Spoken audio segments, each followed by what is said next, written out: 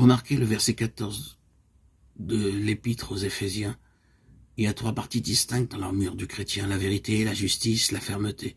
La toute première préparation pour cette guerre est d'avoir votre entendement, votre intelligence, mind en anglais, votre esprit rempli de vérité. Paul dit, ayant la vérité pour ceinture de vos reins.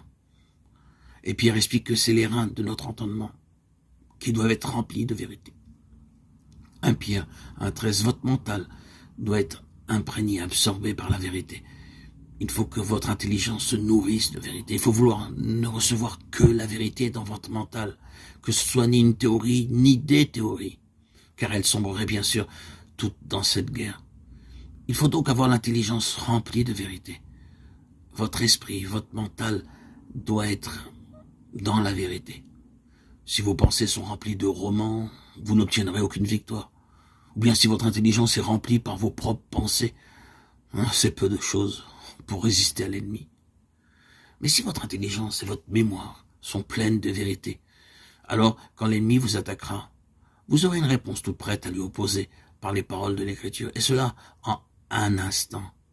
Car cette attaque soudaine ne vous donne souvent pas le temps d'ouvrir le livre.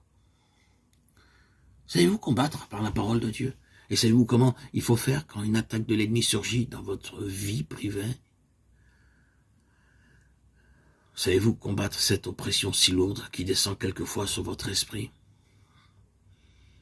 La combattre en esprit en vous servant de la parole de Dieu, savez-vous manier des textes de victoire tels que ceci, le Fils de Dieu apparut pour détruire les œuvres du diable, 1 Jean 3,8, afin que par la mort, il détruisit celui qui avait l'empire de la mort, c'est-à-dire le diable, Hébreux 2,14.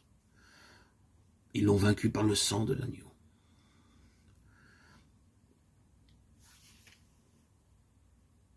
Et par la parole de leur témoignage, ils n'ont pas aimé leur vie, même jusqu'à la mort, Apocalypse 12, 11.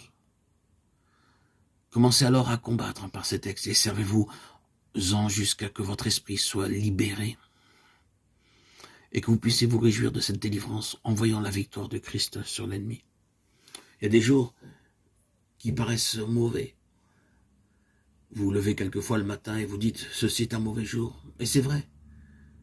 Que ferez-vous alors? Eh bien, prenez l'armure complète de Dieu et dites « Seigneur, je sens qu'il y aura une attaque de l'ennemi. Aujourd'hui, je suis conscient de l'approche de l'ennemi à travers les airs. Le diable a un piège pour moi aujourd'hui. Il travaille à le mettre en œuvre. Je le vois à certaines indications. Maintenant, Seigneur, je prends par la foi l'armure complète afin de pouvoir résister dans ce jour mauvais. » L'apôtre insiste, prenez l'armure complète de Dieu. Nous voyons pleinement l'action de la volonté. Le Seigneur ne peut pas vouloir notre place, il fera tout pour vous. Mais il faut que vous exerciez votre droit de choisir. Il vous donnera la puissance, mais il veut que vous choisissiez, afin que vous puissiez résister. Ici, il y a donc cette attaque de l'ennemi que l'apôtre décrit comme un mauvais jour. Et il veut que nous résistions au mauvais jour.